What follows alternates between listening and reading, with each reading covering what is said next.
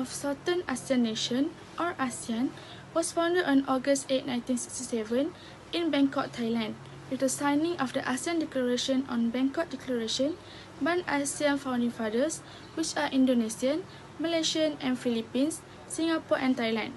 On December 12, 2005, the ASEAN Charter was formed in Kuala Lumpur. The theme of the 11th ASEAN Summit is One Vision, One Identity, One Community. The 11th ASEAN Summit concluded on Monday with the signing of the Kuala Lumpur Declaration on establishment of the ASEAN Charter at the Kuala Lumpur Convention Centre. Malaysian Prime Minister Datuk Seri Abdullah at that time affirmed in a statement at the ASEAN Summit meeting that the decision to develop the ASEAN Charter is not only a historic and momentous move for member nations, but also a reiteration of their conviction and faith in ASEAN.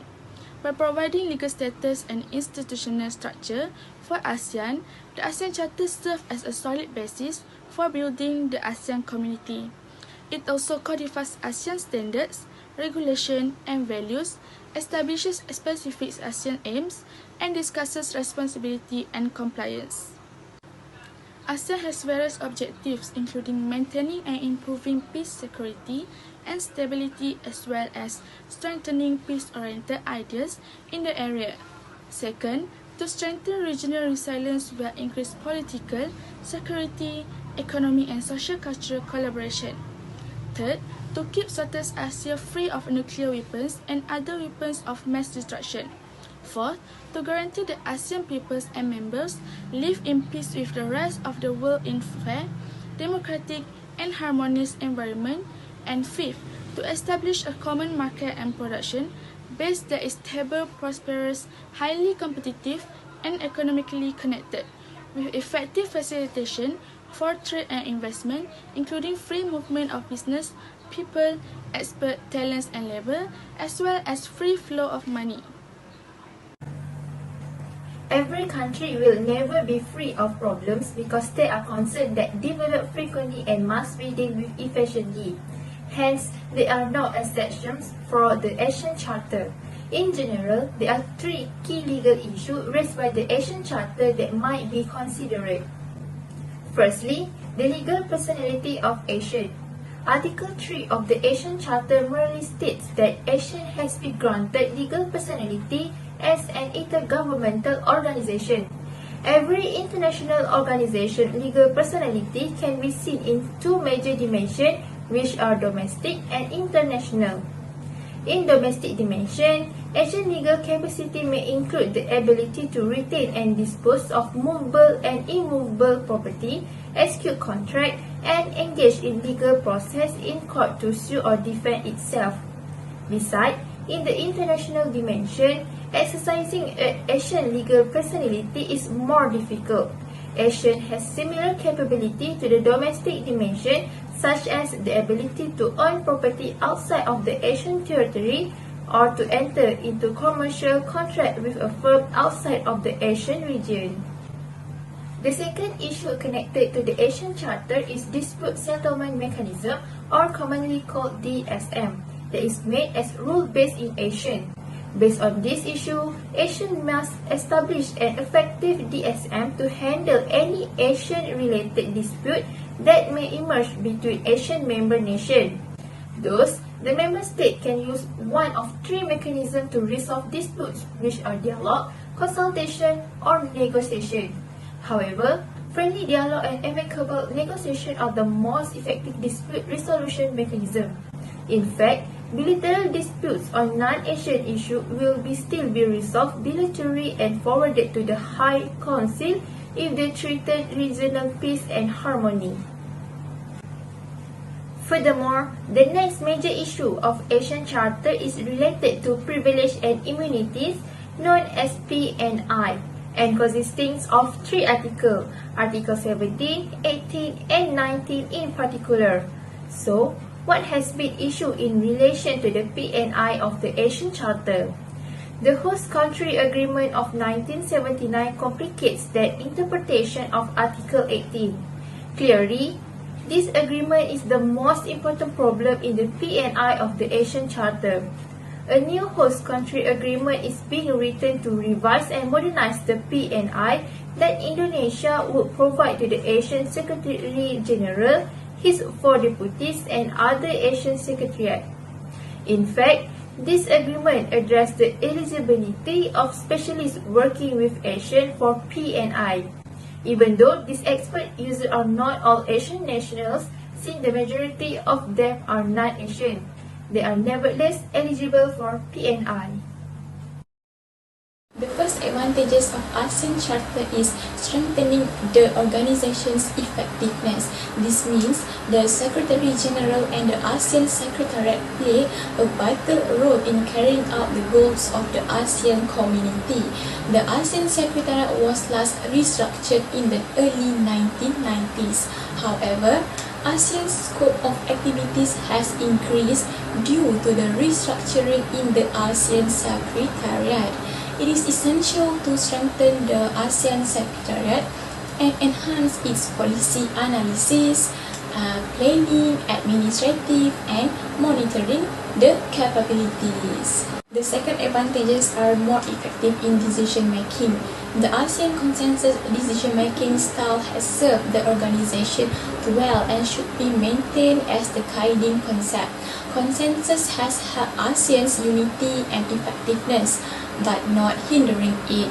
ASEAN may look for another alternative and flexible decision-making procedures as the scope of its activities has expanded. One of the disadvantages of the ASEAN Charter is in terms of resource mobilization and the reduction of development gaps. For ASEAN to be competitive, increase the overall size of the economic pie and utilize many opportunities, as well as the development gaps that cannot be ignored if ASEAN wants to grow collectively. And therefore, in order to achieve this and build the ASEAN community, huge resources are needed. However, ASEAN faces a shortage of certain resources. Thus, this will be needed to review the organization's budget to determine how effective it is to meet the new needs.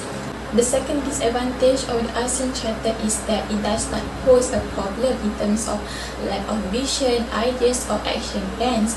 But the problem with the ASEAN Charter is that one of them is to ensure compliance and effective implementation in accordance with the law, as ASEAN does not have a culture of commitment to respect and implement decisions and agreements according to the timeline. The first recommendation that can be suggested for the ASEAN Charter to be implemented is by contributing to the stabilization of globalization.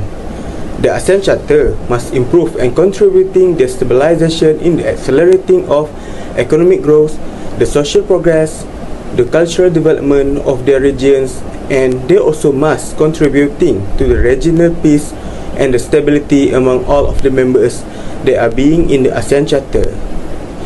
All of the members of ASEAN Charter must have several fair agreements among its members in order to uphold the peace, neutrality, cooperation, non-interference, and the respect for national differences of sovereign rights among its members.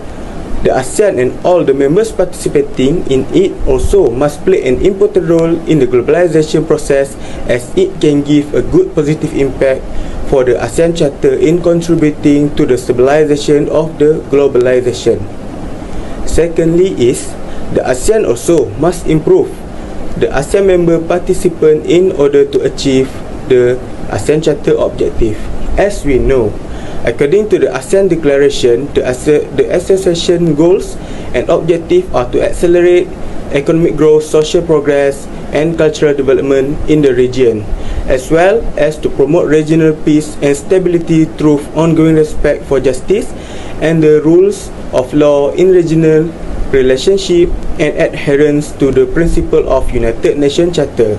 So, in order to achieve the ASEAN Charter objective and goals that are being targeted, they have to agree to rely on a peaceful means to resolve interpersonal and interdisagreement, and see their security as fundamental tied to one another, bound by geography, common vision, and aims. In addition, they also must unite and always help each other among the members in order to achieve their goals and their objective. The third recommendation that can be suggested for the ASEAN Charter is they must always improve the institutional framework of the organisation. How to improve it is by ensuring effective cooperation among the members of the ASEAN.